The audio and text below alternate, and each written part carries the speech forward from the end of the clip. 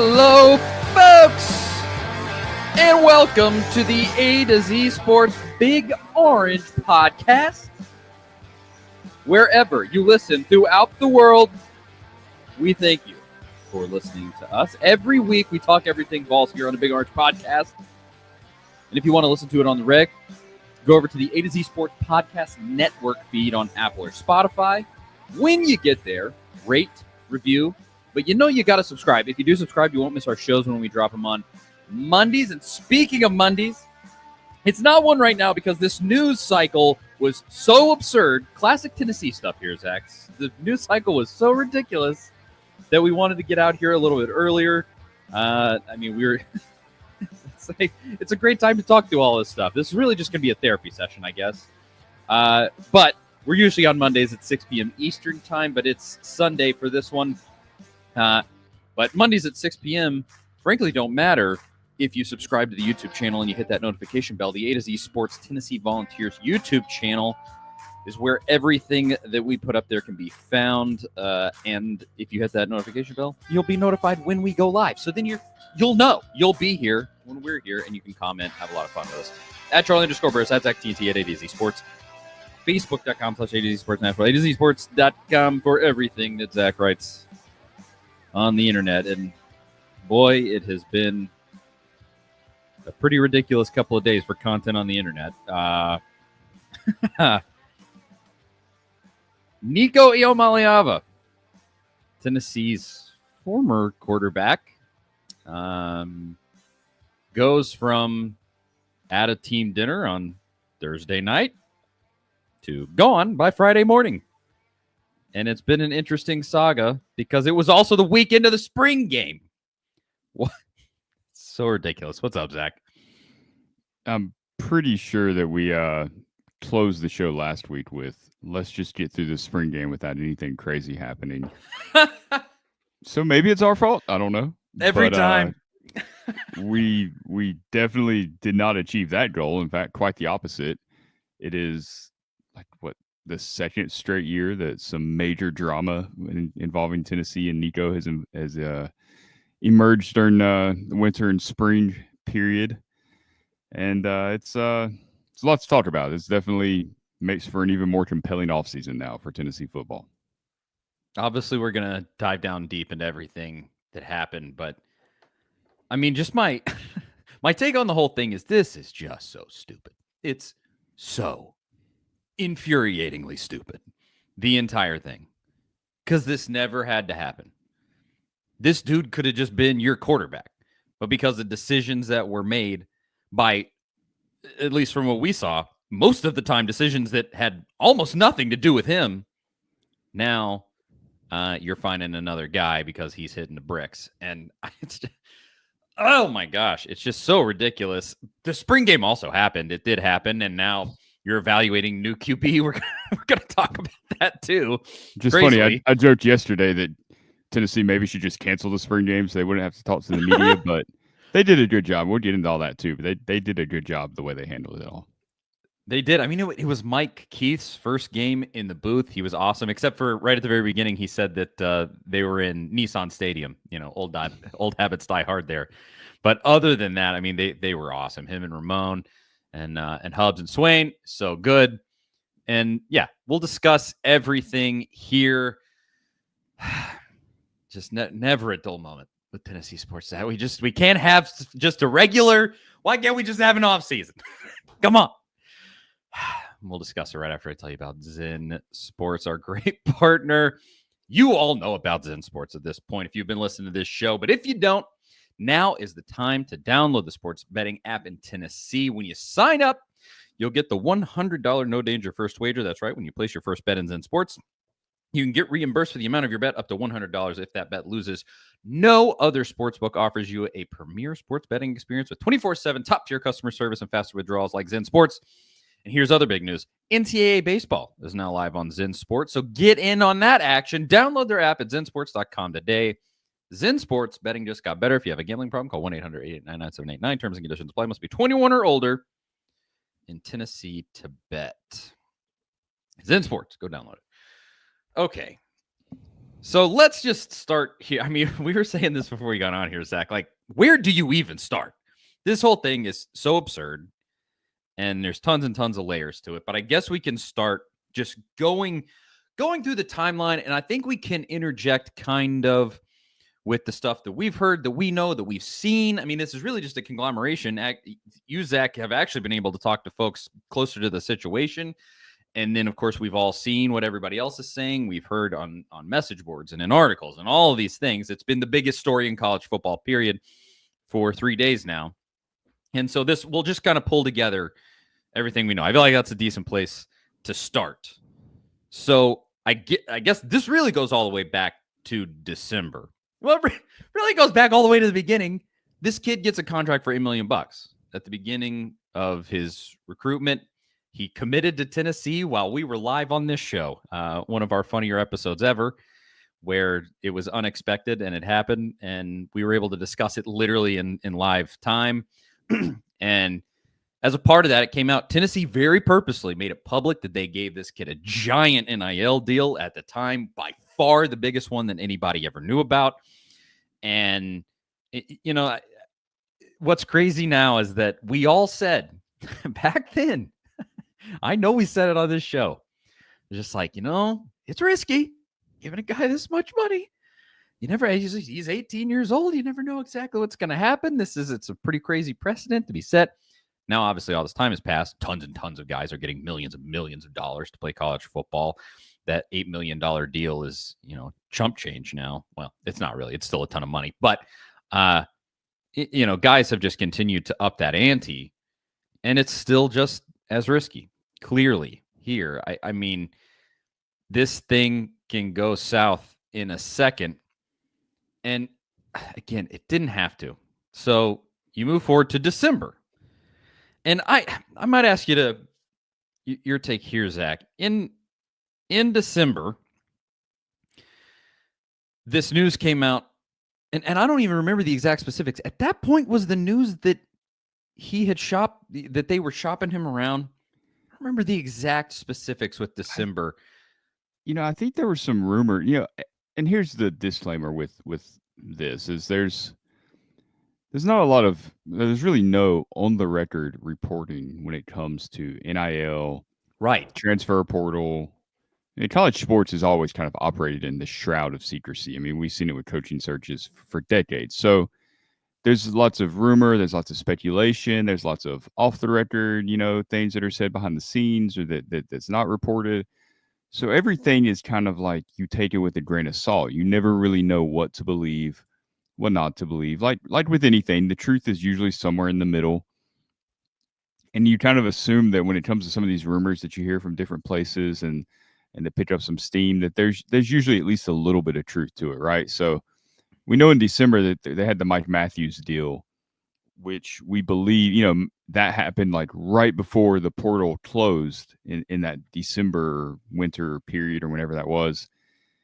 And we later, I think it was reported by maybe Pete Nakos, who was, all over the place. He's like a little, maybe, yeah, he's all over the place with this reporting stuff. I think he mentioned on an interview with 104.5 The Zone that he got spooked because they thought maybe Nico was entering the portal. So that's when those rumors started coming out.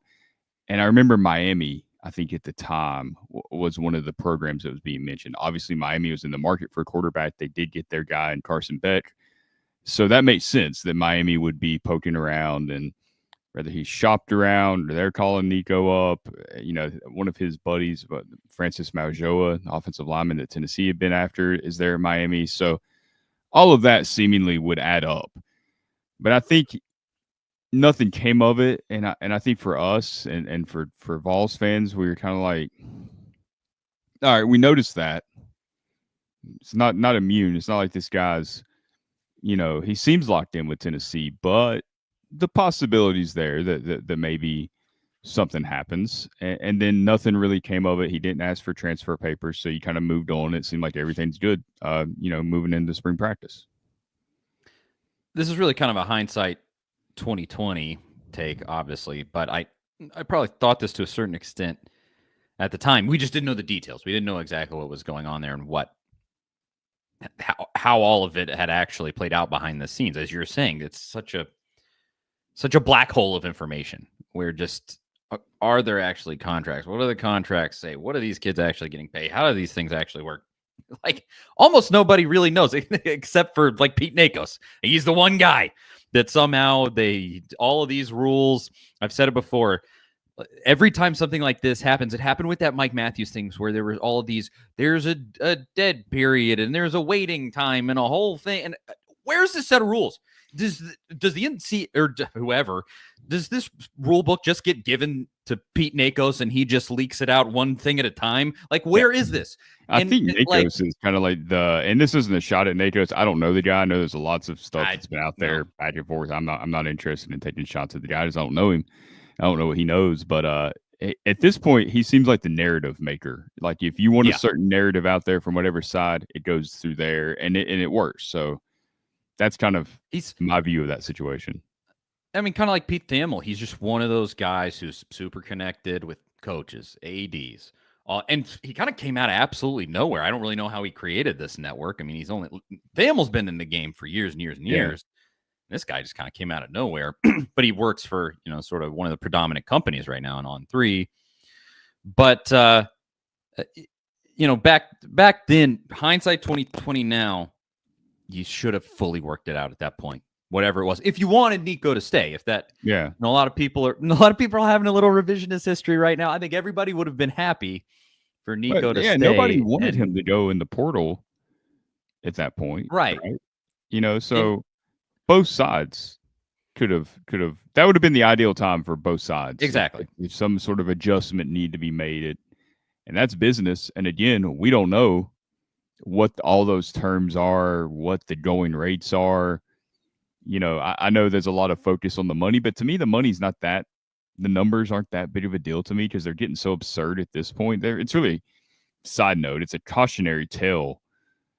There are very few 5-star quarterbacks that land these huge NIL deals out of high school where it's a fairy tale ending, right? Like 4 out of 5 stars in 2023 have already transferred. The one that hasn't is Arch Manning, who did not have the NIL drama around him because he didn't need it. Obviously, he comes from a very wealthy family, but just the fact that all this money is involved to begin with, it seems like it's not going to lead down a good path where everybody's happy in the end. I think we're learning that in real time. Well, and you heard there, to your point of it not being all about the money, there's other elements. This was rumors around the Mike Matthews stuff that there were kind of demands of, well, now this is what's come out around the Nico stuff, but like you got to get offensive linemen to protect Nico. You got to bolster it. You got to do this. There's got to be scheme elements. That was kind of it with Mike Matthews, where he was like, hey, give me the football. Like there needs to be some guarantees here. Was the rumors. Who knows? Again, who knows what if this is real? And if these demands were really demands, were they just like things that got brought up in conversations? Not sure.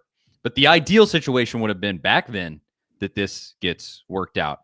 And if that was Nico's parents holding out so that they could, his parents and the agent or whoever, the family friend that's a manager there sort of deal, whatever that setup is. If it was from them not wanting to work it out, if it was Tennessee still going, we're not sure this guy's worth the pay raise, whatever it was, if you were going to keep this guy, it should have been quietly taken care of back then. And this door was left open by whoever, however that worked. Nothing necessarily was done in December. There were these kind of rumors like Nico, maybe that they had, again, demanded that better offensive linemen be put in front of Nico. The offensive line last year was a little bit brutal at times, for sure. Lance Hurd, 5-star guy, came in and did not play well for a whole chunk of that season. There were problems. Yeah. And so there was this rumor around this situation where maybe good offensive linemen were demanded. They got a couple, but they're not exactly elite guys in Pendleton and Moe. I think they should be good. They're going to play, and they're, guys that are going to fill those spots. But, and then potentially that was a point too, David Sanders. That's true. David Sanders, still young. You nearly lost in December or late November when he's flirting with Ohio State and he's up in Columbus, and we've seen, we've seen situations like that transpire with Tennessee, where a guy will start,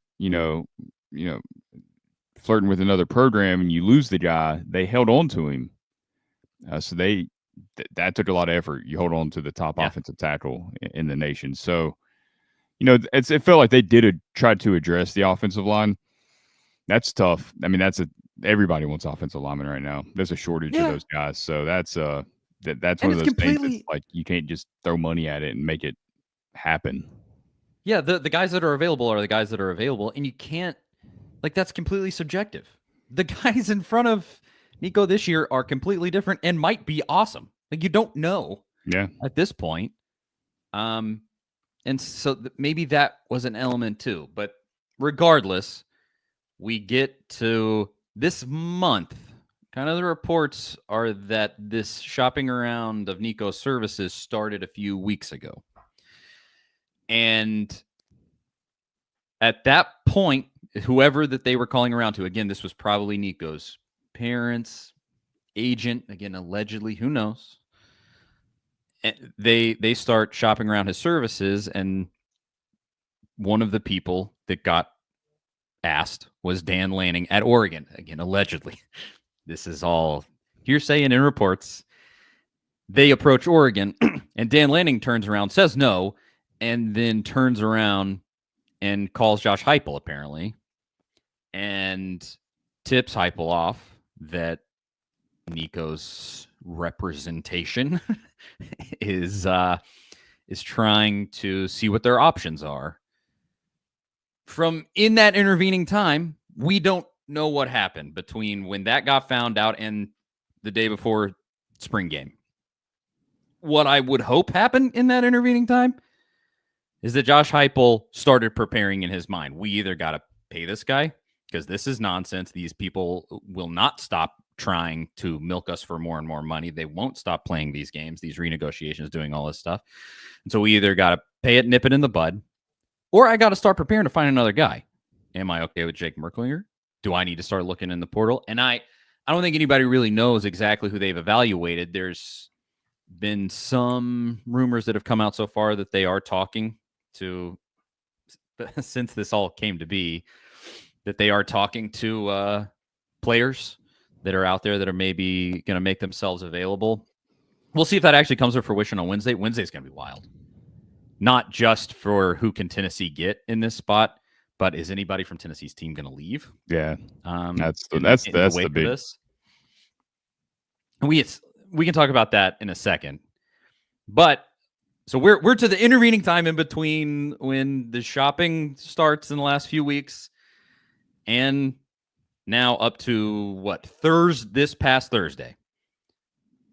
Nikos' story drops Thursday night, where it says that Nico Iamaleava is wanting to renegotiate the contract. And this, so I actually like Chris Compton says this in the comments. He said 100% UT leaked the story. Nico's camp knew it was over when the On3 story broke. Now this is a huge point of speculation here. Mm-hmm.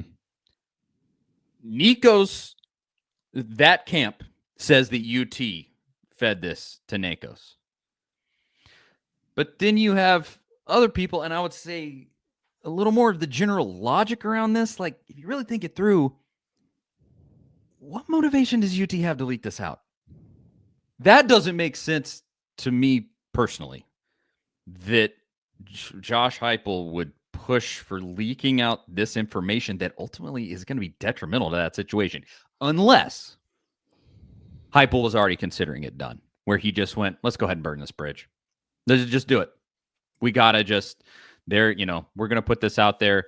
They're going to be mad. So be it. We got to wrap this thing up. But I don't, am I wrong, Zach? That just doesn't make sense to me. I think this is because, look, we don't have all the information, and we, again, like we said at the top of this, it's hard to piece together everything because there's different versions. Everybody's got their view and their version of events, and very few facts out there.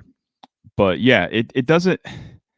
Yeah, I don't think Nico's camp leaked it at all, based on things we've heard and just based on his dad's reaction the night that it happened on Twitter, which I'm sure we all saw. Clearly, I don't think they leaked this. But I'm with you. Like, it doesn't make a lot of sense for Tennessee to have done it, though those signs point to that being what happened. It's like, why would you go through spring practice? You're hyping this guy up, right? Like Heupel and Hosley, they're talking about his leadership Yeah. and stuff. And Nico, honestly, like the times we saw him during the spring and in the media settings, he seemed relaxed. He seemed like he was really stepping into that role as a leader. He seemed more confident. I liked what I had seen, like the way things were trending. I thought it was positive, right? Like, we're not going to go back and say, oh, we saw these signs that this wasn't going to work or this or that. Like, at the time, we were thinking positively of his future at Tennessee, and we thought that he could take a big step this season. And it seemed like Tennessee was pushing that too. So then you get almost all the way to the end of spring practice. Like, I feel like the last thing Tennessee would want to deal with would be this type of story 2 days before the spring game, when you've got to answer all these questions. Now, Right. like we mentioned, they did end up handling the situation very well, I thought, yesterday in their media sessions, and we'll get to more of that in a bit. But the timing of that does seem odd if Tennessee pushed that out there. But that's where you don't know everything that happened behind the scenes. And we'll never probably know exactly what Josh Heupel was thinking throughout all of this, because clearly, none of this came as a surprise to him, I'm guessing. But then, this report comes out on Thursday, and Nico is with the quarterbacks Thursday night. I'm guessing it came up in conversation that, hey, this is out there, and you would think that so. Nico being at that meeting would be a show of solidarity. Now, based on the timeline, the reaction from his dad later that night, which was late Thursday night, perhaps at the time, they still didn't know who leaked it and who put it out there. Maybe at that time you're thinking the collective maybe did it, independently of Tennessee. I think there's questions about Spire. Not that we're going to get too far into that because they operate in such secrecy and they don't go on the record, but I don't think they're quite the heroes they're made out to be. And I think that's true of every collective in college sports. Yeah.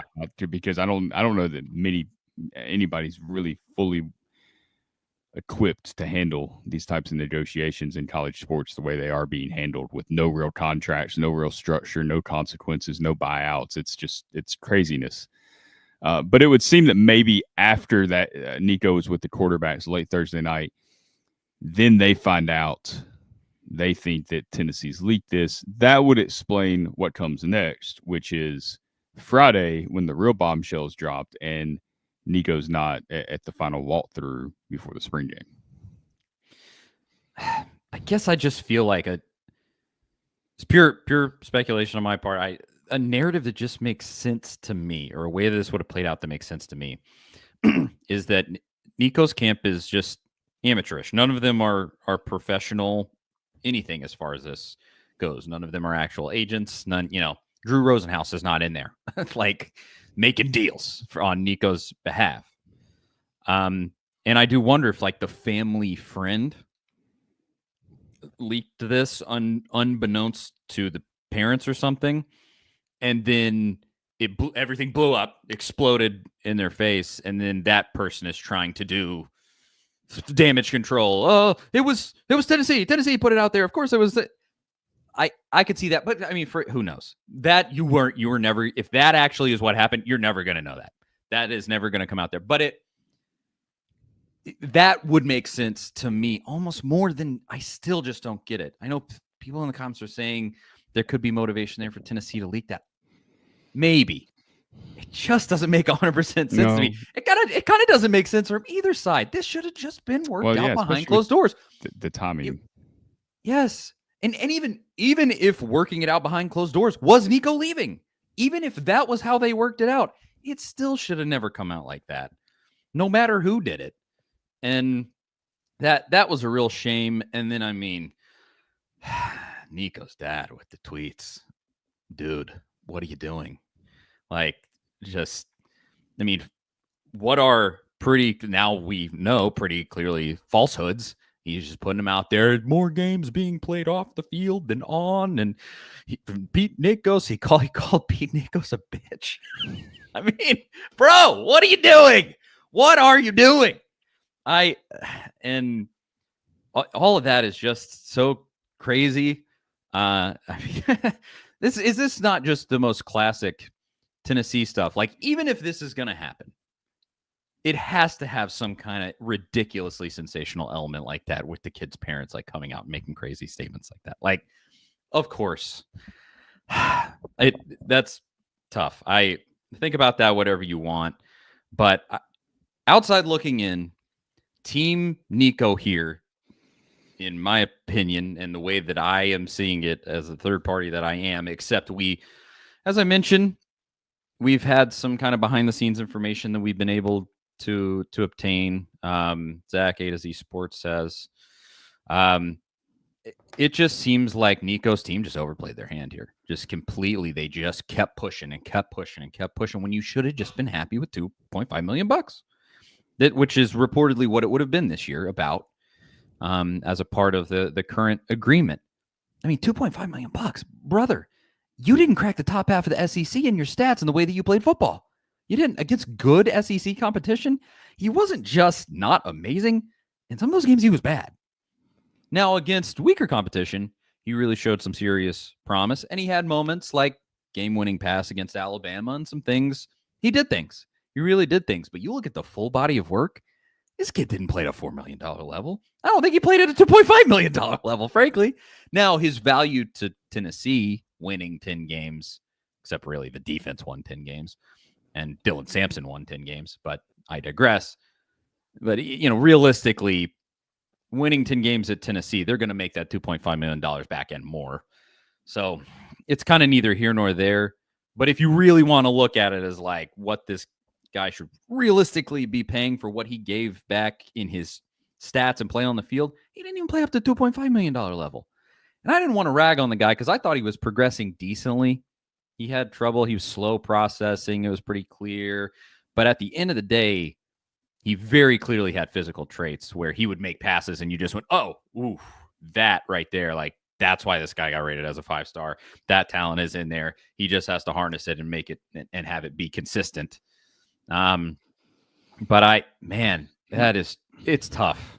Tough situation. Yeah, and the money part of it is so hard to, like I said earlier, it's hard for me to have stronger opinions on the amounts because the amounts across college football are so absurd at this point. I tweeted out, Thursday or Friday, like, NIL was made for players to make money off of their name, image, and likeness, independent of where they're playing college football. If you are a big name and you're a big star and you're creating value for the university, and if you're playing well, you're going to do that, right? Like if you're a Hendon Hooker in 2022, it's probably be more NIL deals coming your way than there were for, and this is no offense, but than there were for like a Justin Worley in 2014, right? Like if you're playing at a high level and you're playing in big games and you're creating big moments and you're leading Tennessee down the field in 15 seconds to beat Alabama to set up that field goal, NIL opportunities are going to come your way. Dylan Sampson, guys like that, James Pierce, even a Cooper Mays, who is a face of the program during his time at Tennessee. Those opportunities will come your way, and you make money that way. It was never supposed to be pay for play, which in a way, this lawsuit that the state of Tennessee got this injunction for a year ago is helping pay for play be a thing and is ensured that it will be a thing and can be a thing. That's never what it was supposed to be, when NIL started. Obviously, it was going to devolve into that because teams are desperate to get the top talent, and with no structure in place, that's the way it was going to be used. And there are ways around it, but to me, it's just bad news, and it's going to lead to more stuff like this. It's leading to money for players, which is, however you want to look at that, but I don't think it's leading to better outcomes for them as future professional athletes and their development people, right? Like if you're 20 years old, I don't think there's any age limit on when you should be earning serious money, right? Like if you can get it. That's the way it works. But at the same time, most 20-year-olds, and I don't care how well you've been raised, I don't care how solid of a foundation you have at home or how solid the group is around you, that's a lot of responsibility, right? Like we all got to go through some life lessons to gain wisdom and to get to points in our life where we know how to handle those situations. And that's just a lot for kids that age. And that's why, for me, Nico's not the big villain in all this. I think Nico, No. I think there's a lot of this that Nico wasn't really fully aware of. I think a lot of this was just out of his hands, right? He was doing some things maybe he was told. He was trying to make decisions that he thought was the best based on information he had been told. Ultimately, I think this really comes down to some poor communication on both sides, and just a structure in this sport where you've got collectives that aren't equipped to handle this, and people operating as agents that have no business negotiating these types of deals, contracts that are open-ended without consequence, and just no guardrails in place. And as a result, like the whole sport is just careening off the rails, it seems like, because this isn't the last that we're going to see of a situation like this. And we've already seen other ugly situations with top quarterbacks that were earning lots of money. We've seen it at Florida and other places. So the whole thing is incredibly unfortunate. And I think a lot of people, Nico's side, maybe even people at Tennessee, whoever you want to point fingers at, were in this situation that they just didn't know how to handle. And the further they got into it, the further south it went. And maybe everybody wants this big revelation of where they were planning this or Tennessee was planning this. And maybe this is just where it ended up and it finally crashed. And nobody really knew, even maybe a week ago, where this was going. And finally it all came to a head. And this is the result that we have now. Yeah. I tweeted out, just as we've all tweeted a ton about this at this point, but something I said was just, from what I'm hearing, I'm sad for Nico in this situation. And a lot of people responded and they were like, "You're sad for a 20-year-old millionaire? What a clown take." Blah, blah, blah. Okay. At a surface level, I guess I get why you're saying that. He has made millions of dollars from Tennessee. 2 of those millions of dollars he made while just sitting on the bench in his first year. Fine. The money he's made is a ton, and I'm sure he's not hurting financially at the moment. But this is more of like a long-term thing, and just the fact that it seems like, it appears, again, from just what we've seen and heard and read, that, to Zach's point there, he was not the driving factor. A lot of what you heard was he had, I think Chris Lowe put this out, he had a great relationship with Josh Heupel.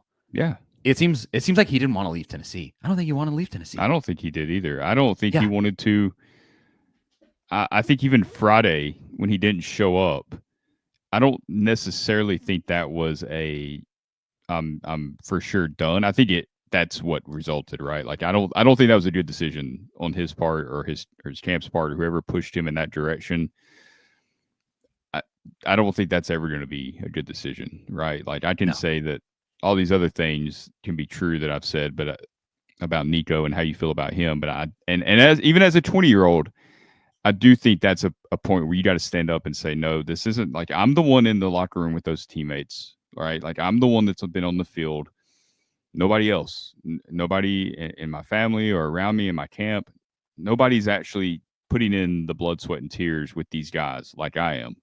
So I think at that point, it's reasonable, regardless of the situation, to say, yeah, you should have made a better decision at that point. You should have showed up, or you should have had a conversation. You should have had a phone call, even a phone call to be like, hey, I need a day to process this. Like, I think that's fair. Like, we talk about being a dog and all this stuff and these mentality that you got to have, but there is a point where you're a human being, and that's real life. And you've got to take a second for you when all this is happening and be like, I need a minute. I need a day. Yep. And I think that would have been fine. I think from there, I don't know if anything turns out differently. I'm not saying that, but I think that would have been the right way to handle that. Fuzzy says it here in the comments. Nico's camp got focused on the peanuts now and is potentially going to miss out on the bigger picture. It is that snap decisions were made, like the skipping practice. where it's easy to say, and I saw a ton of this on Twitter, kind of in those same mentions that I was just talking about, of people being like, well, Nico just needs to stand up and he's a grown man and he needs to do. We all, if you had a strong father in your life, is it super easy to go to your dad and be like, shut up, Dad? Yeah, I'm going to make this decision now. That's so easy to just say on Twitter. But if your dad is coming to you being like, you need to skip practice tomorrow because this is what we have to do. You need to listen to me. You need to listen to what we're doing. Whatever it was. I mean, who knows exactly how that conversation went.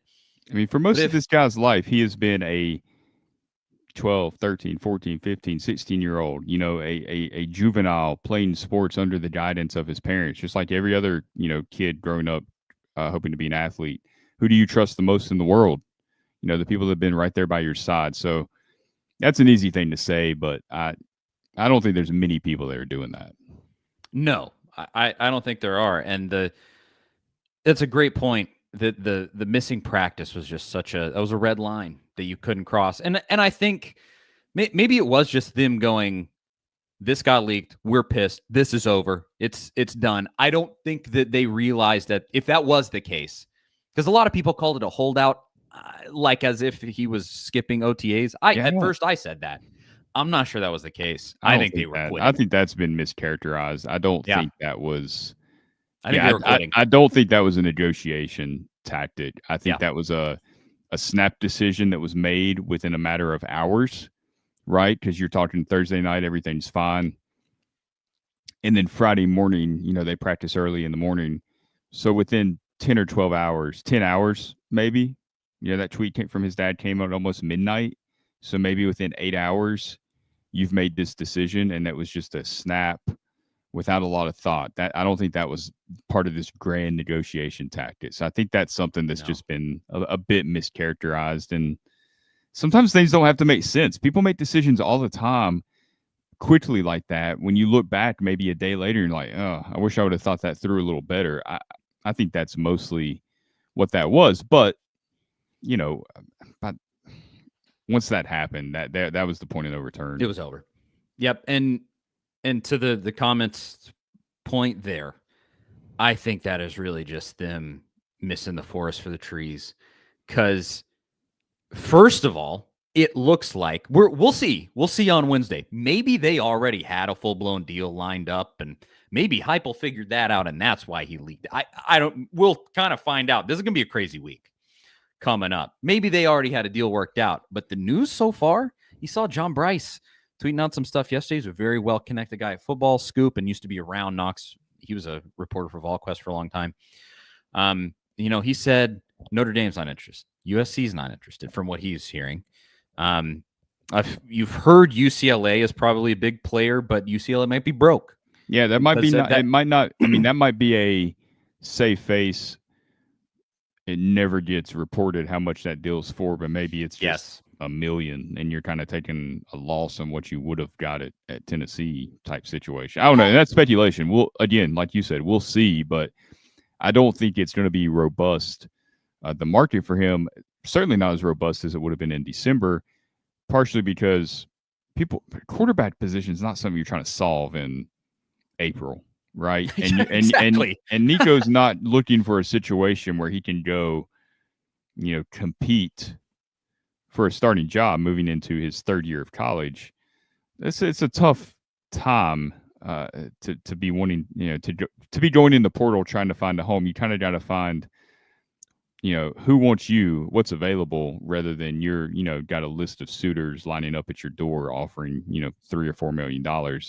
All it takes is one, so you never know.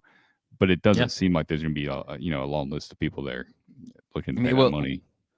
We'll see what happens this week, but JL says it here. His dad may have ruined his career.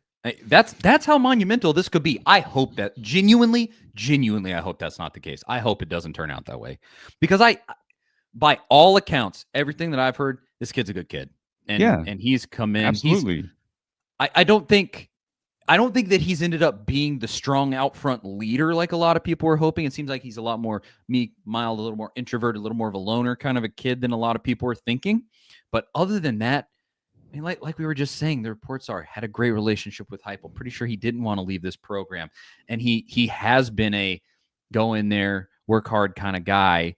And I just hope that it doesn't end in this disaster where he just essentially has to, as you're saying, save face. I'm going to get even less money than I was going to make. Probably have to go to a smaller, less prominent program. At this point, there's no real title contender right now that's looking for a quarterback in April. That's not real. That doesn't exist. And so I hope that it doesn't turn genuinely. I know a lot of people are preying on this kid's downfall. He's a human being. Hey, even if his dad is whatever you think his dad is, like, I'm not going to hope that this kid's life gets ruined. That's not the way to go. And I don't want to slam his dad. So I don't want it to come off like that either, because again, we don't fully know the dynamic and we don't fully know the behind the scenes conversations. He could be acting, in such a way that he's trying to do what he thinks is best for his kid. I mean, yeah, it's true. And maybe there were some missteps in that, no, I see, you never know how you would handle a situation until you're in it, right? And you can say like, well, I would do this or I would do that, but you never really know until you're living it. And I don't think, not many of us have had children that were in a position to make millions of dollars at a young age, and then you have to manage that. Everybody's going to handle that a little bit differently, and there's going to be some mistakes. So I don't think if he did make a mistake and makes him a bad guy or anything like that necessarily. But I'm with you. I hope it doesn't damage his career. He's going to have to do a lot of, damage control here to get back on track. But he's 20 years old. Yeah. He's obviously talented. He's got his whole life ahead of him. So I didn't love seeing some of the stuff I saw at the spring game about him yesterday, because it's like, I'm not rooting against this kid. Like, I hate the way this is all unfolded, and I hate the way it's happened for him. I hate the way it's happened for Tennessee. I hate it for his teammates that maybe were looking forward to playing with him. Everybody involved in the situation. I don't think there's any winners here. It's tough for everybody, but I hope he figures it out and is still able to have, a fruitful and successful career. I hope so. And again, it's easy to just sit back and say whatever we want about this situation without knowing exactly the dynamics. But I can say this with confidence. You should have just been happy with the $2.5 million. Whoever was making those decisions, you should have just gone, hey, this is a ton of money. That's good. Let's just stick with that and play football at the University of Tennessee. And because, man, no matter how you slice this, this is a fact. There's no speculation here. They got humiliated on a national level. Humiliated. I mean, it was the biggest story in college football. And Nico, his quote-unquote team, everybody was getting clowned by everyone. Period. Everybody was on Tennessee's side. Everybody was like, hey, look, Dan Lanning's a bro. Shout out to that guy. And wow, look at Josh Heupel having a backbone, standing up. Finally, somebody stood up to these player renegotiations where, it feels like you're getting extorted for all of this money. Finally, somebody had a backbone and stood up. Like, that was the narrative. The narrative wasn't, oh, poor, he didn't get $4 million. He deserved that $4 million. Nobody said that. And so they just get humiliated on this national scale. And man, that is just for your mental health. That's not great. And so that's, man, it's a tough situation. I've seen a number of people just say there's no real winner here. There's really not. Tennessee is now without a quarterback. Maybe they find one. They got $4 million to give somebody now. Maybe they find one. We'll talk about that in a second. But Tennessee's without its starting quarterback.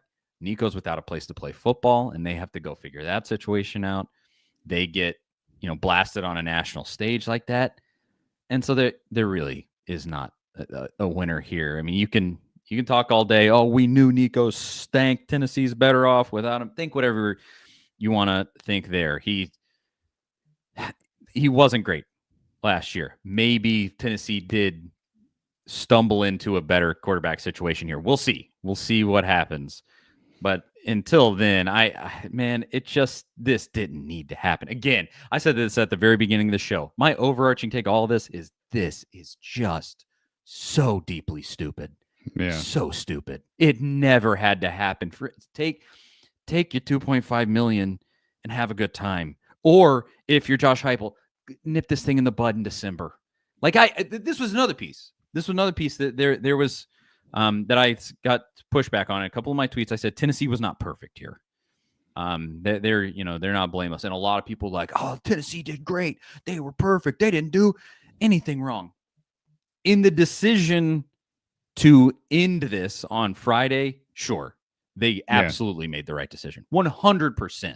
They handled that part, I think, as well as they could have in that situation. Yes, and the PR afterwards around the spring game, the segment that they did with like Mike Keith and Ramon when the spring game broadcast started was awesome, and then Heupel's comments were great. They handled that really, really well, absolutely. In everything leading up to this, though, and it's easy to say this. Again, this is kind of hindsight 2020. This is the last few years have been completely uncharted waters. So it's easy to look back and say, here's what you should have done. But genuinely, when people ask, how is Tennessee at all to blame here? Here's what I would say. There is a reason that situations like this have continued to pop up at Tennessee's football program and not at other football programs. I put it that way. That's like there's a reason why Tony Vitello comes out and says some of the stuff that he says. Like last year, he was like, if you're coming here to just kind of try and get the biggest paycheck possible, don't even come knocking. There's a reason he goes out and says stuff like that. I mean, you have guys inside Tennessee's building that handle this stuff a little bit better than this football program has handled this stuff.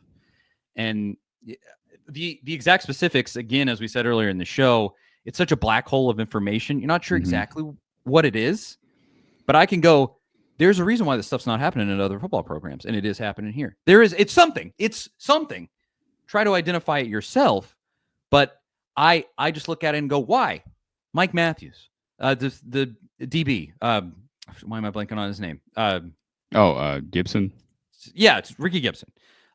Over and over again, this is happening. Yeah, like there's something going on there. I don't think it's. I think it does happen at some other programs, maybe, and there's somewhere that they handle it better. It is uncharted. Yeah, and maybe they shut it down and it doesn't get public. Maybe, but there are still, Florida's had some issues. Georgia wanted to keep Carson Beck. We found that out after the fact. They wanted him to be their quarterback this season, and they couldn't hold on to him. He went to Miami, and they weren't able to get that done for whatever reason. So I think everybody is dealing with this and trying to figure it out in their own unique way. And I think Tennessee probably thought, and we've talked about this, that they could use a GM, and I think maybe they thought they could get by without one, that they could do it in-house. But I think it's clear that you need that position to separate the coach, to let the coach coach. The coach can tell you what he wants, what he needs. It can't be the collective. The collectives cannot be in charge of this stuff. They're not equipped. They're not professionals. There's a reason. And look, it's even harder when you're signing kids out of high school, because that's even more of a gamble. Like NFL teams, pro teams, when they draft guys, that's a gamble, right? And they miss often, but they spend months evaluating and trying not to miss on just 7 guys, right? 6 guys, 7 guys that you draft, and nobody hardly ever goes 7 for 7 in that. And there's money that they waste. There's a reason that Major League Baseball teams are so scared to give long-term contracts to certain players, and they evaluate so many different things when it comes to age and health and performance, trends. They don't want to give these pitchers long-term contracts. There's a few select guys that you'll see get these 14, 15-year deals. Most MLB players are surviving on 1 and 2 year deals because nobody wants to take that long-term gamble and lose that money. So you can't just keep throwing out $4 million because that's the 5-star in this class that we can get. You don't know if it's going to work out. And you need a GM to sift through all that and to make the best monetary decisions possible, and to keep problems from becoming problems before they happen, like the Matthews deal, like the Gibson deal. Because ultimately, those things might get worked out. You might cost yourself more money in the long run. It might not get worked out. You might take a PR hit. It might cost you with future recruits. I mean, it's just stuff that you don't want out there playing out in public. You need somebody whose sole job is to handle that, manage the roster, manage the money. And it feels like there's just too many hands in the cookie jar trying to do it right now. And when that happens, you get situations like this where things aren't taken care of swiftly because there's too many voices. You need one voice, one decision maker, maybe a small team around him that's making these decisions, and go from there. Because ultimately, that's the way pro sports franchises handle it. And if that's the way they're handling it, and that's essentially what this is, what makes you think you're going to be able to handle it better than they can? And even they have issues. So I think that's something that Tennessee definitely needs to look into doing soon, very soon. 100%. I couldn't agree more. And on the flip side, Elias says, I had this comment starred here. Some very good advice going forward for any top flight QB recruit in the future would be to get some professional PR firm. Yeah, get professional management. I mean, I kind of made a joke about Drew Rosenhaus earlier, but like if Drew Rosenhaus is involved in this situation, who knows exactly what he would do, but I get the feeling that his advice back in December would have been like, buddy, I don't think you played well enough to get $4 million. Yeah, you should probably just, it's gotta be somebody that objectively understands the market. Right. It can't just be like, well, it's not emotionally involved, not a family friend, not a parent. Because I think it's easy for all of us to say, well, you're a redshirt freshman, right? Like you're going to play better. You were on a college football in the college football playoff last season. Every other quarterback in the playoff is getting $4 million or, close to it, or that's expected to be in the playoff is getting that kind of money. You're going to get that money. It might not be from Tennessee, but you'll get that money as if it's like a guaranteed thing when it might not be. Like you got to have somebody that fully understands what the market is, what everyone's looking for, what might be out there, and what's truly reasonable and what's best for you long term. Like if you're, there's a reason Arch Manning has played this the way he has. Money aside, right? Like he doesn't need the money now. But I think he knows that if he sits there for a couple of years like he did, and he has good weapons around him in a program that's trending upward, right? That has a coach that's been in the NFL and has been around, and he can go play 1 or 2 years, put up really good numbers, he's going to make more money in the NFL than he could ever dream of making in NIL money, especially at that position. And you got to think long game here. And I don't think a lot of these athletes and the people around them, they're looking for these quick paydays without thinking about the long-term success and the long-term wealth that they can build by just playing well. I mean, Matt Rule, we saw that clip of him this weekend. He said it best. If you're truly an NFL player, the way you make your position, your situation better is by just getting better. Focus on getting better and becoming a better player. And if you are truly worth $100 million as an athlete, you'll get that. I mean, I don't know many college coaches that are, keeping $100 million player on the bench and he's not getting to what he needs to be. I mean, right. Even guys that don't excel in college, they get to the NFL, they find a way. Like Juwan Jennings, people didn't love him out of college. And he's, $20 some $million extension he got. He's probably going to get another one this year. If you're good enough, you'll find a way. I think a good way to look at it, and this would have been a good way to think of it for Nico's representation. If you're really great, generally speaking, if you're really great, you don't ever have to tell anybody you're great. 100%. It speaks for itself. It speaks for itself where you go, that guy's awesome. Let's give him that paycheck because we have to keep him around. Because where was this comment?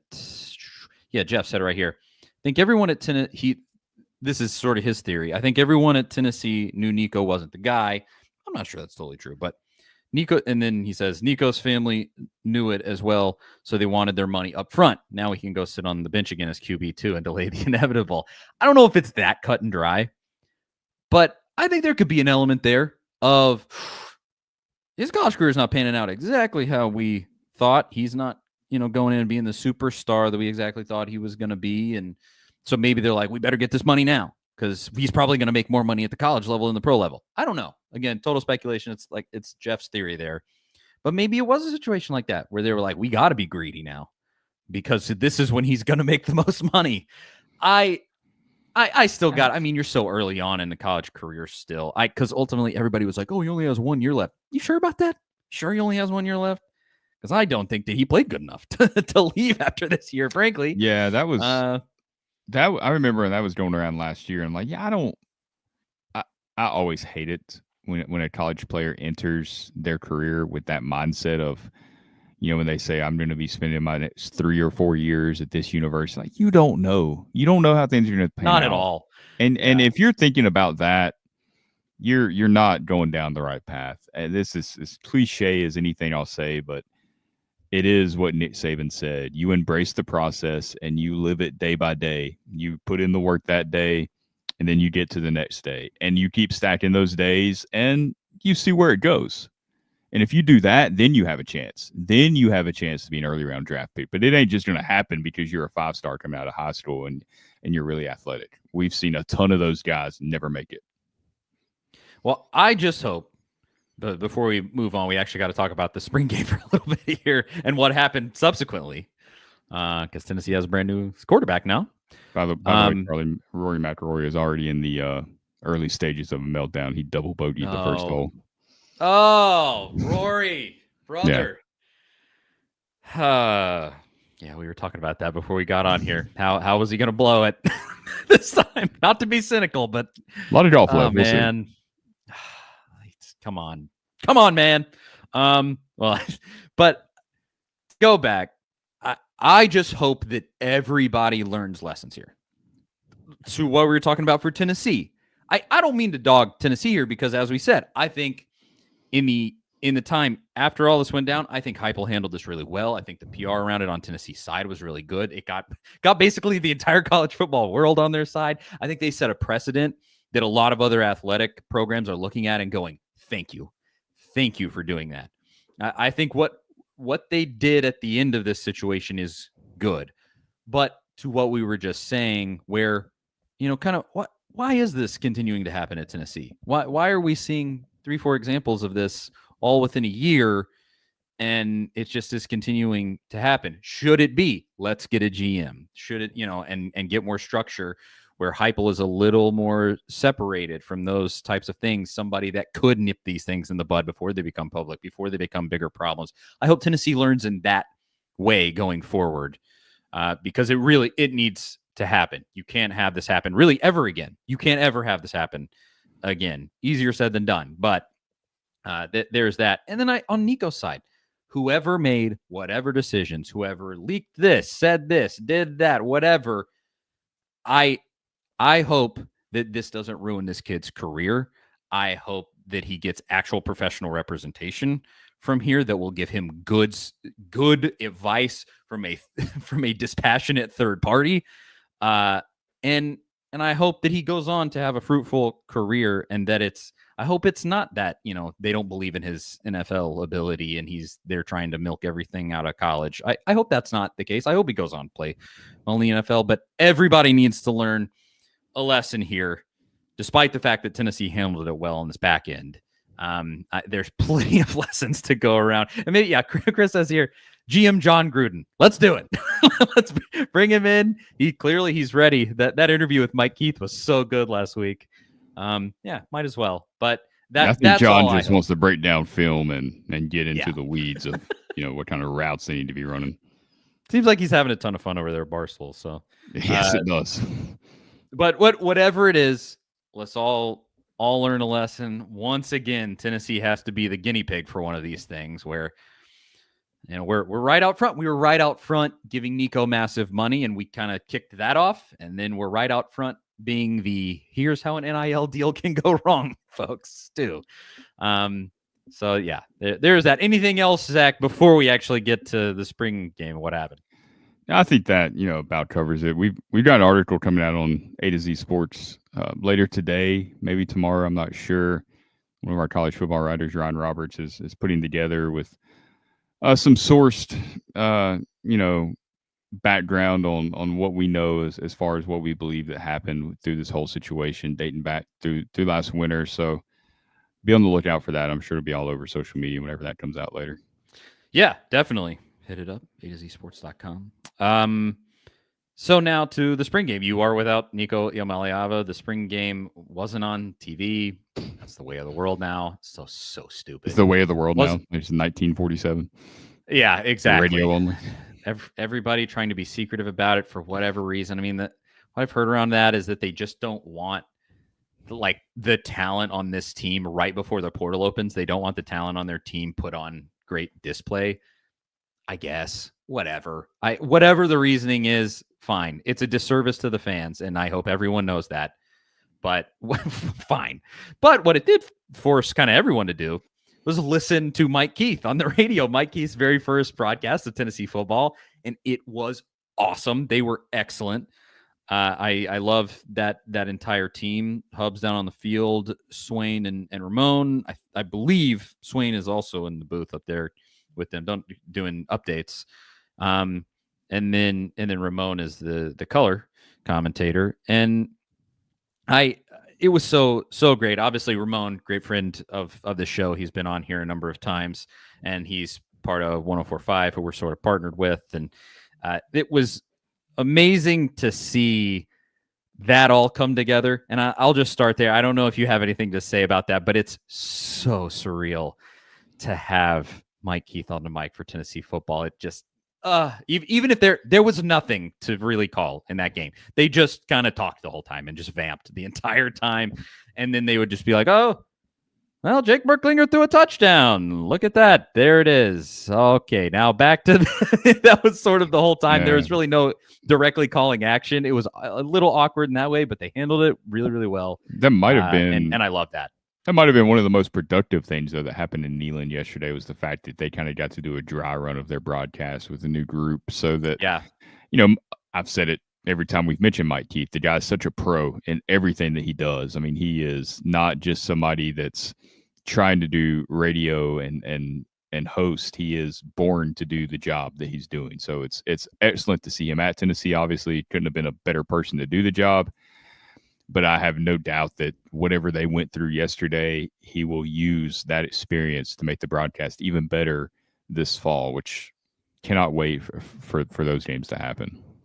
Yeah, so hyped to hear that, because we still haven't gotten the real like first sack call and anything like that. Like I'm so ready. But that was awesome, and something I'm really excited about. The actual play on the field. Of course, Nico's not out there. And so Jake Merklinger, George McIntyre are your quarterbacks. And I would say Merklinger had some nice passes. He also threw some interceptions. Yes, multiple, if you didn't see it. Well, I guess technically nobody really saw it unless you were in the stadium.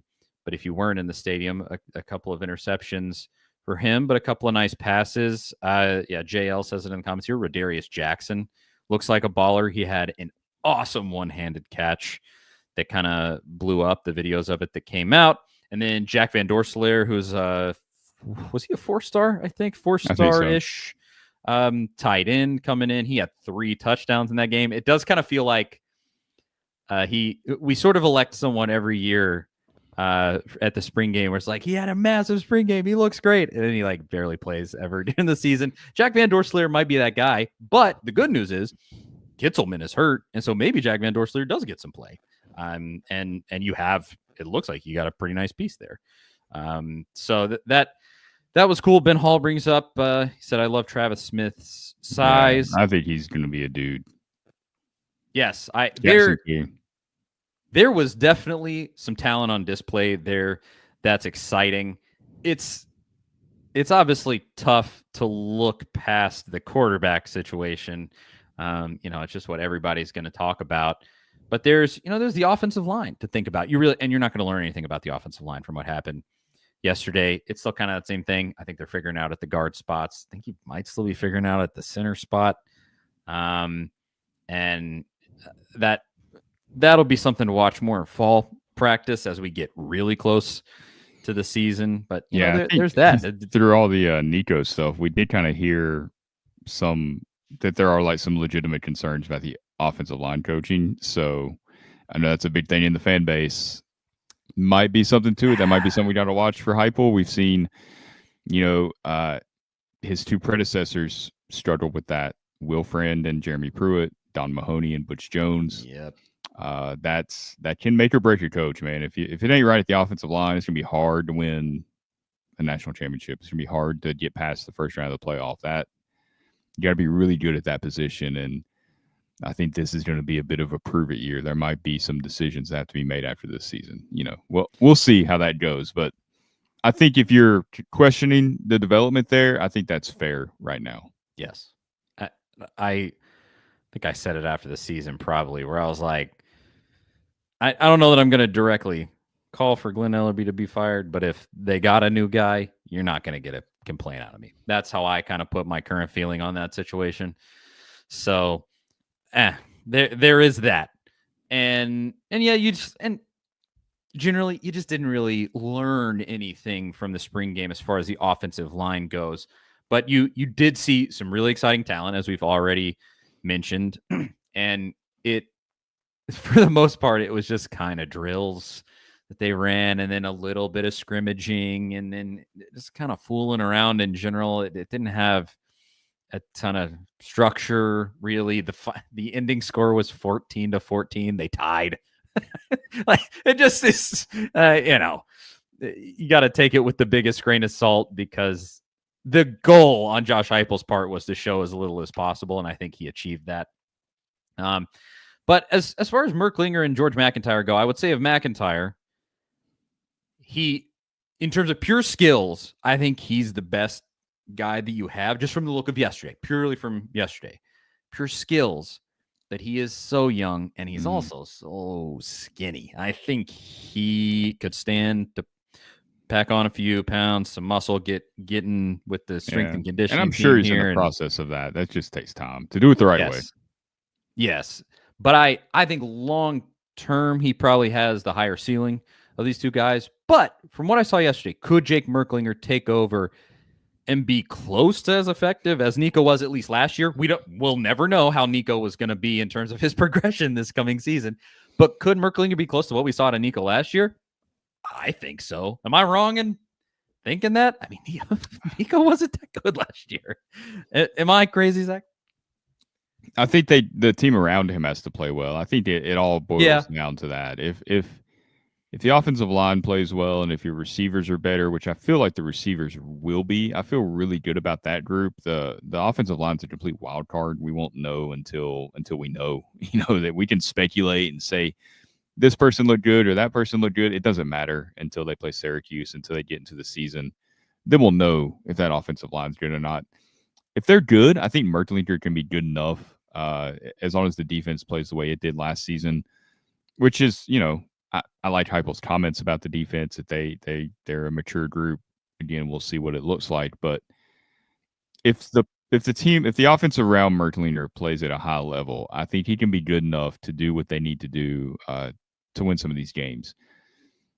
Is he going to be a guy that goes and wins you games? Like, I don't know. It's just, we haven't really seen him in real competitive situations, and you just never know until guys get there in those situations. I like Merklinger. I like him based on the fact that he signed with this program when he probably could have went to a better situation elsewhere, knowing that Nico was here, knowing that McIntyre, I think, was already committed, was going to be the guy, in their 2025 class. And the fact that he was coming in sandwiched in between those two while they're pursuing Faison Brandon at the same time. I know it was before he had committed to Tennessee, but they were going after that guy, right? And he's like, I'm not afraid to compete. Like, I'm not afraid to go in there and be a part of that. And look, he might get his chance.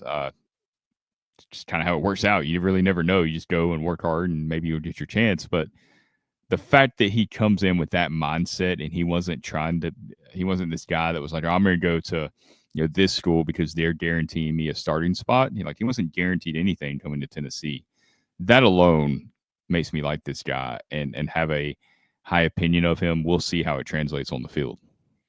Yeah, if he is indeed the guy this fall, like that, we don't know how that's going to go. And we'll discuss that in a minute.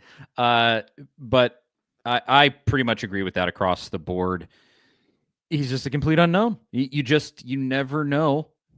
Like, he's an unknown in a way similar to Johnny Manziel was before. Not in no way am I saying he's going to pop up and be Johnny Manziel. I'm going to tweet that out. Charlie said that Jake Merklinger is Johnny Manziel.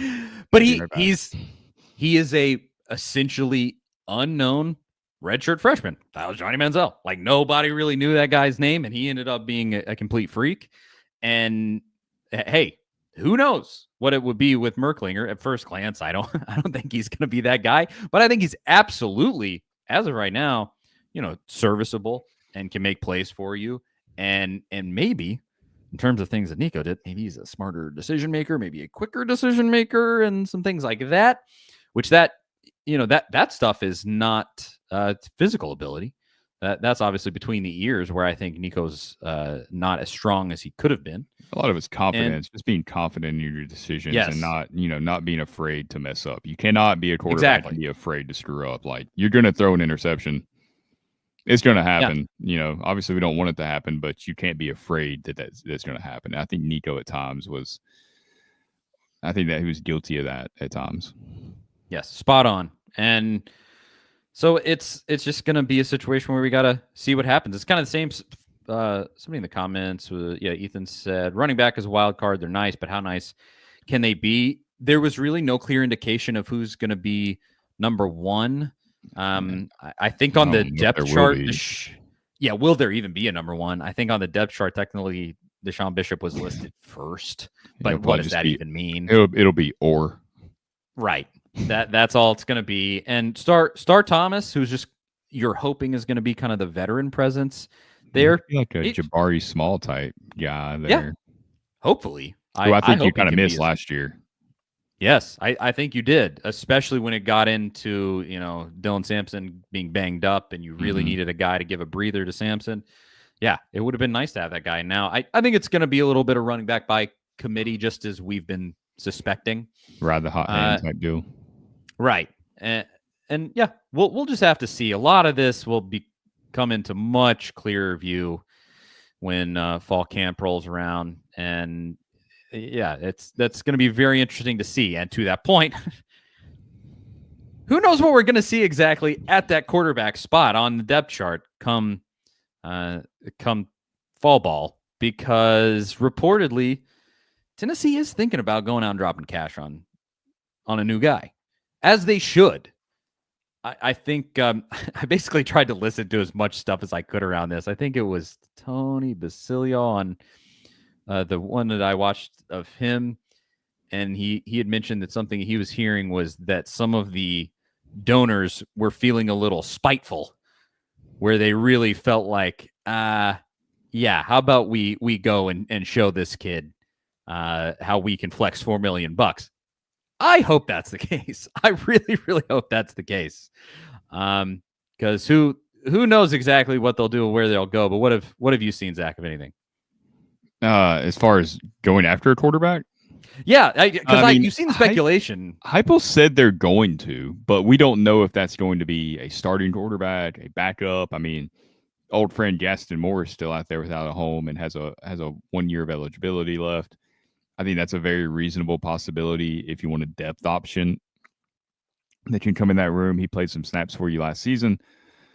But I think you're talking about throwing around $4 million. I think it goes back to that conversation we had earlier, is who's going to be available that's worth $4 million. I mean, it's the same problem Nico's going to be facing when he's going and looking for a new home. I don't know if there's going to be a lot of quarterbacks, or if there would be any quarterbacks hitting the portal. I mean, Nico might be the most high-profile guy that's in the portal, right? Anything else that comes out might be a depth option that ranks below him on the portal rankings, however you want to view that. So I think it's completely dependent on what's available. Now, we'll see. I don't know. And then it's got to be a fit for Tennessee. It's got to be somebody who wants to play in Josh Heupel's offense. It's got to be somebody that he thinks can pick up the offense. I mean, look, in 2021, they had Hendon Hooker, who went through spring practice along with Harrison Bailey. Caden Salter was here then. He was suspended, but he still went through part of spring practice. I can't remember if Brian Maurer was still here then or when he ended up transferring. Who else? It might have just been those guys that were still on the roster then. Then you went and got Joe Milton after spring practice, right? That was after the completion of spring practice in 21. He wins the job in fall camp. Doesn't really work, right? Like, you beat Bowling Green with him. And we were like, oh, yeah, they scored a bunch of points, but it's kind of like what we've seen. You beat a lesser opponent because you're able to run the ball, spread them out. It wasn't the elite offense we saw later in 22 or with Hooker under center.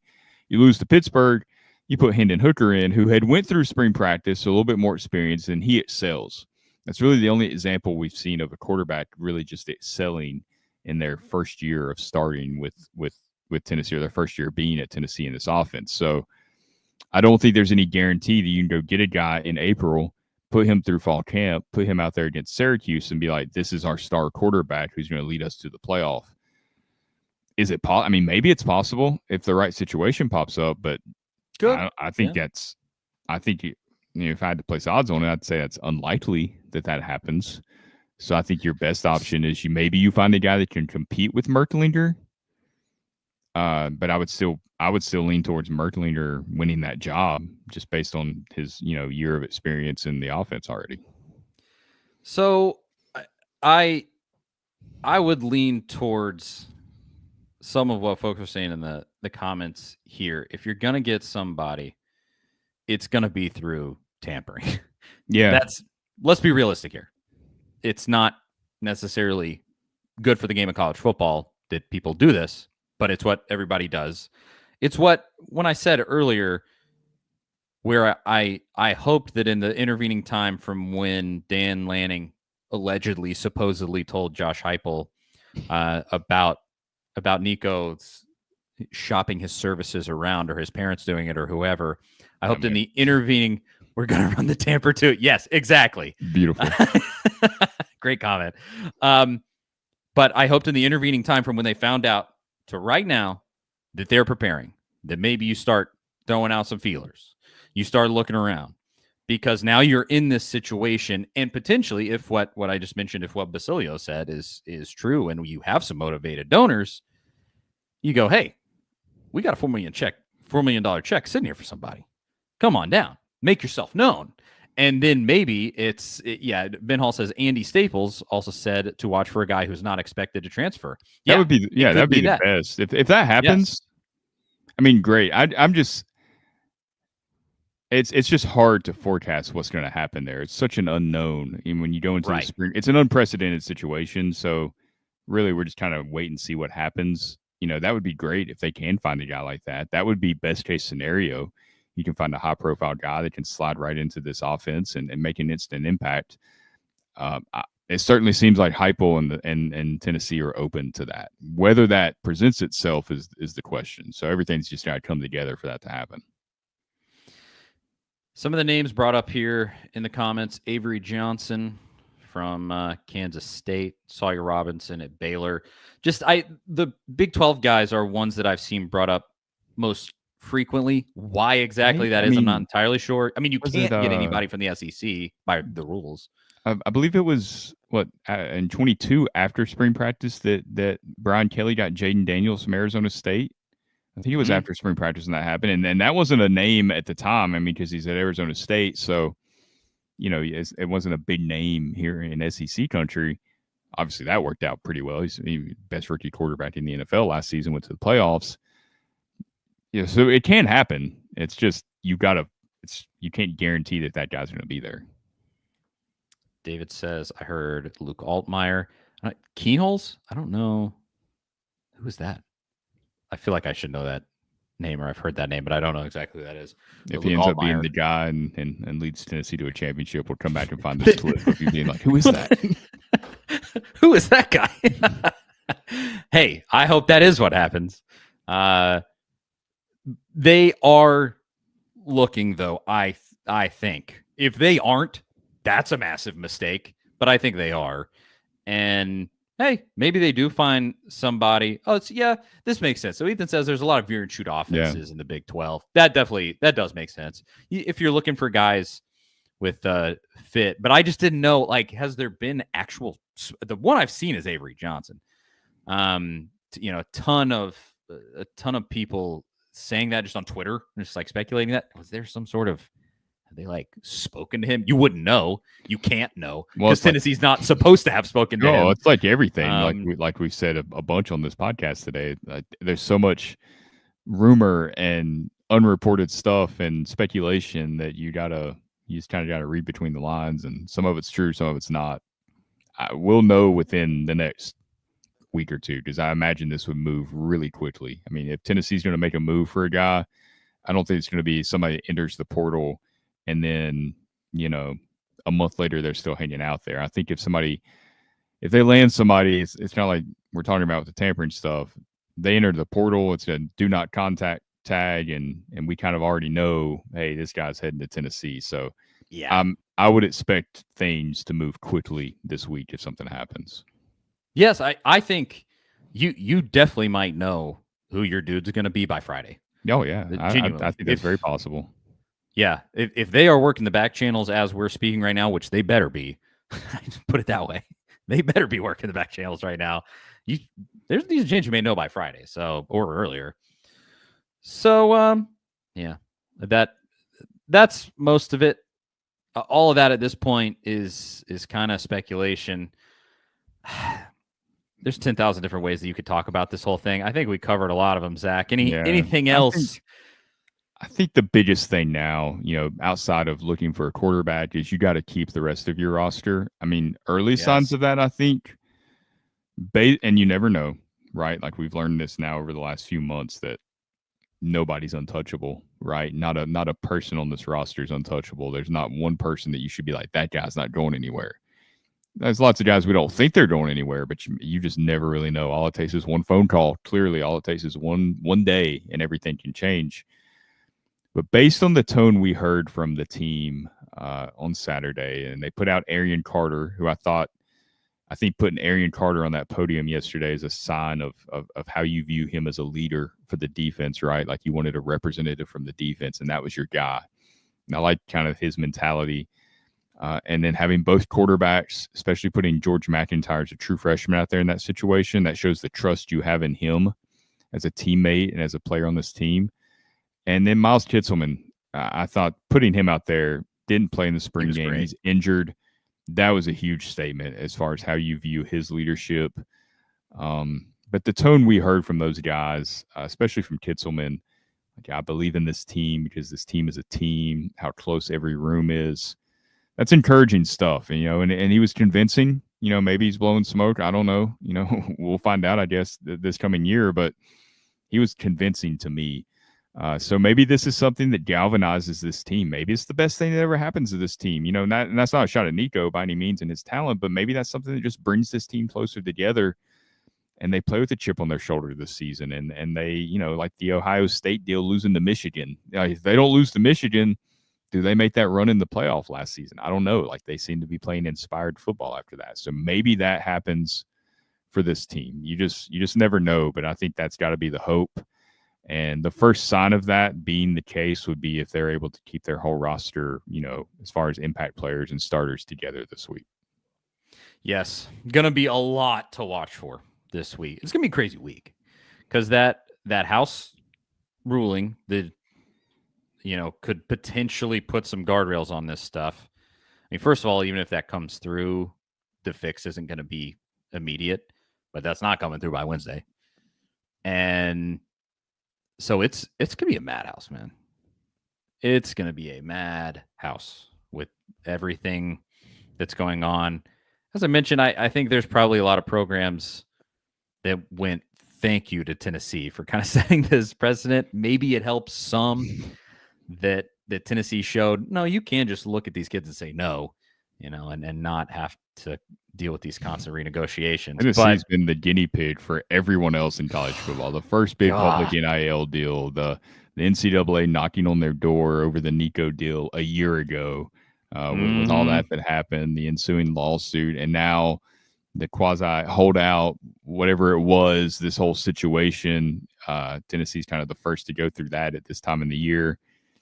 Everybody else kind of gets to learn from what Tennessee's going through. It has to be somebody. Of course, it's Tennessee. I mean, what do we expect any less? Elias says the most Nebraska thing ever would be for Dylan Raiola to jump into the portal. Should we take knock off Patrick Mahomes? Yeah, hey, if he can win games, I guess. I don't know. I do not care. Come here and act exactly like Patrick Mahomes, as long as you are winning SEC football games. That is all I care about. Okay, that's it.